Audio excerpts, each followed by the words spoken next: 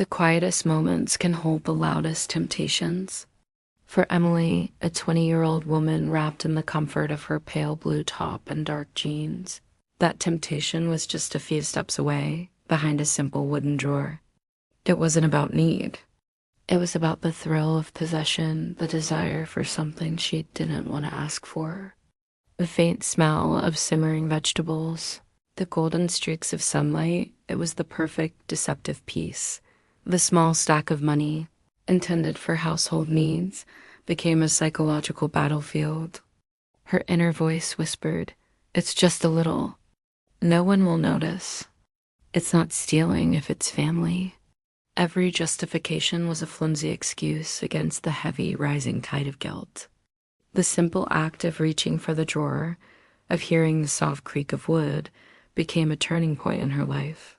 She slipped the notes into her pocket, not realizing that she had traded a few dollars for a crushing weight of deceit.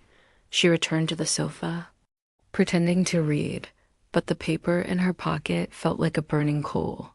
She had successfully stolen the money, but she had failed the test of her own character. What she didn't realize was that a father's sharp eyes, noticing the drawer left slightly ajar, and a mother's unyielding instinct were about to bring that hidden transgression into the brutal light.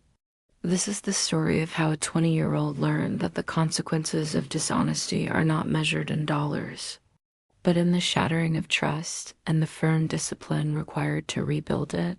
Asterisk, the house was peaceful that afternoon, the kind of calm that comes only after the noise of the day has settled.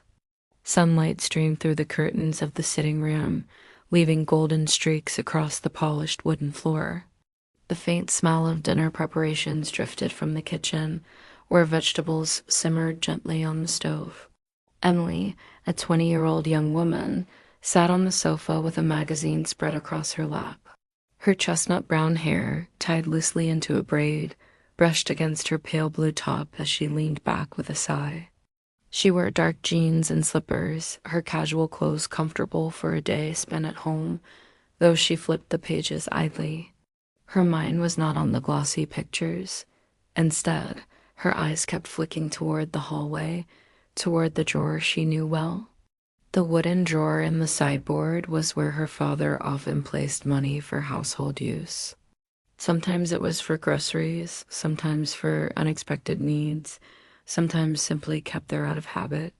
The thought had been in her mind for days, a little money of her own, enough to buy something she wanted without asking. Something small, nothing that would hurt anyone. She told herself it was harmless, but the guilty thrill of the idea sent a nervous flutter through her stomach. Her father had retired to the study to rest. Her mother was busy in the kitchen, the sound of chopping faintly echoing through the hall. The drawer stood there in the quiet hallway, its wooden surface gleaming faintly in the light. It would be so easy, Emily thought, just a little. No one will even notice. She placed the magazine aside, rising slowly as though her body moved on its own. Her bare feet padded across the floor, each step heavier than the last. Standing before the drawer, she hesitated, biting her lip. Her hand hovered over the handle. "This is wrong," she whispered to herself, her conscience trying to drag her back. But temptation whispered louder. "It's just money. Not stealing if it's from your own house." Her fingers curled around the handle, pulling it open inch by inch. The soft creak of wood made her heart skip. Inside, the folded stacks of notes lay neatly arranged. Her eyes darted down the hallway, then back to the drawer. With trembling fingers, she slid out a few notes and tucked them into her jeans pocket. She pushed the drawer closed, but in her rush, she left it slightly ajar. Too caught up in the thunder of her heartbeat, she didn't notice. She hurried back to the sofa, picking up her magazine as though nothing had happened. Her cheeks flushed, her hands shook faintly, but she told herself she had succeeded. Time passed quietly until late evening. Her father, a man of few words and quiet strength, stepped into the hallway to fetch something. His eyes landed on the drawer. It was not closed properly. Frowning, he pulled it open and quickly counted the money. A crease formed between his brows. Notes were missing. "Mary," he called, his voice firm. Her mother, still in her apron, came from the kitchen. "What is it?" she asked, wiping her hands. "Some money's gone," he said. "It was here this morning. Now it's less." Her eyes narrowed slightly. She glanced toward the sitting room where Emily sat, pretending to read. Something about the stiffness in her daughter's posture made her mother's instinct stir. "Leave this to me," she told her husband. He nodded and returned to the study, trusting his wife's judgment. Mary entered the sitting room. She didn't speak at first, only stood there watching. Emily flipped a page, her fingers fidgeting. "Emily," her mother said at last. The girl froze slightly. "Yes, mother," she replied, forcing a casual tone. "Put the magazine down and look at me." Emily obeyed, setting the magazine aside. Her mother's gaze was steady, piercing. "Money is missing from the drawer," Mary said, her voice calm, not raised. "Do you know anything about it?" Emily's throat tightened. Panic rose in her chest. "No, I don't," she said quickly, her eyes darting away. Mary stepped closer. Her presence seemed to fill the room. "Think carefully before you answer again," she warned. The drawer was left open. "You were in the hallway this afternoon. Do not add lies to wrongdoing." Emily's lips trembled. Shame and fear collided inside her. For a moment, she wanted to hold to her denial, but her mother's eyes were unyielding. Her strength crumbled. I took it," she whispered, voice breaking. Mary's expression darkened with disappointment. "How much?" "Just a little," Emily admitted, her face burning.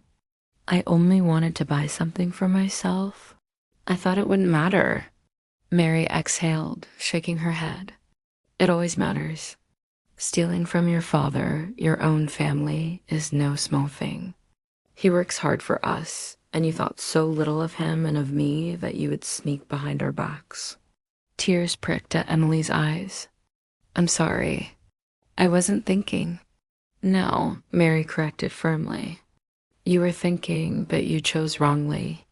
And now you will understand what those choices mean." Emily's eyes widened in alarm. "Mother, please. I'm 20 years old. You can't punish me like a child." Her mother didn't argue. She walked to the corner, pulled out a sturdy wooden chair, and placed it firmly in the center of the room. Sitting down, she pointed to the spot in front of her. "Come here." Emily shook her head, backing away a step. "No, please. I've learned my lesson. I'll never do it again." "You will learn it properly," Mary said. "You stole. You lied. You must face the consequences." Emily's legs felt like lead as she shuffled forward. Her mother took her wrist and with controlled strength guided her across her lap. "Mother!" Emily gasped, her braid falling over her shoulder, her hands pressing against the floor for balance. "This is humiliating." "Better to be humiliated once," Mary replied firmly, "than to grow dishonest for life." She picked up the wooden paddle that leaned against the chair, and then the paddling began. The first swat landed with a sharp crack, jolting Emily's body. She yelped, gripping the chair leg tightly. "Mother, please," she cried, but the swats continued, each one measured, deliberate, echoing in the room. Emily squirmed and kicked, her jeans offering little comfort against the sting. Her cries grew higher, more desperate. "Why are you being punished?" her mother asked between swats. "Because I stole," Emily sobbed. "And why else?" "Because I lied." The paddling went on steady and sure until Emily's resistance melted into tears. Her pride shattered, leaving only remorse. At last, Mary set the paddle aside and rested her hand gently on her daughter's back. Emily rose unsteadily, her cheeks wet, her breathing uneven. She rubbed at her arms, unable to meet her mother's eyes. Her chest ached as much from shame as from the sting. Emily, Mary said gently, rising to her feet. Look at me. You know why this had to happen? Emily nodded quickly, choking back sobs. Because I stole father's money? Because I lied to you? I know, Mother. I'm sorry. I'll never do it again. Mary's sternness softened. She placed her hands on her daughter's shoulders. Discipline is not cruelty. It is love strong enough to correct. I could have ignored it, but then you would believe dishonesty is acceptable. That I will never allow. Tears spilled freely down Emily's face. Overcome, she threw her arms around her mother, clinging tightly. I understand now. Thank you for correcting me. I promise I won't ever repeat it. Mary hugged her back, stroking her hair. That's what I wanted to hear. You've made a mistake, but mistakes can be forgiven when you face them. Later that evening, the family sat at the dinner table. Emily's eyes were still a little red, her expression subdued. Her father looked at her curiously, but said nothing at first. Did your mother talk to you? He asked finally, his tone gentle. Yes, Father, Emily replied quietly, her voice low. And I've learned my lesson. He gave a small nod, his face softening. Good, then nothing more needs to be said. The rest of the meal passed quietly, though Emily felt a heavy weight lifted from her heart. She had faced her mistake, endured the sting of correction, and been given the chance to start again.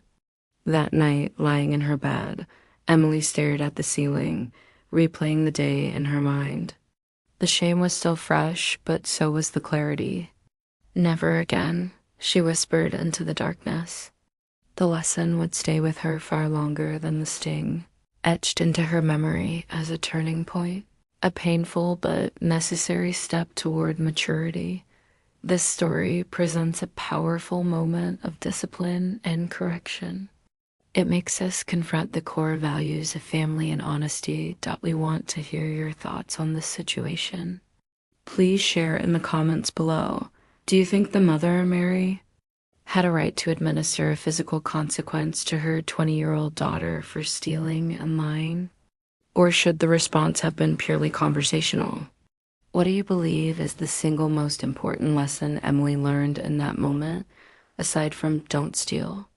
If you were Emily's father, how would you have handled the situation once your wife informed you of the theft? Share your perspective and join the discussion. Don't forget to like this video and subscribe for more real-life lessons and moral dilemma stories.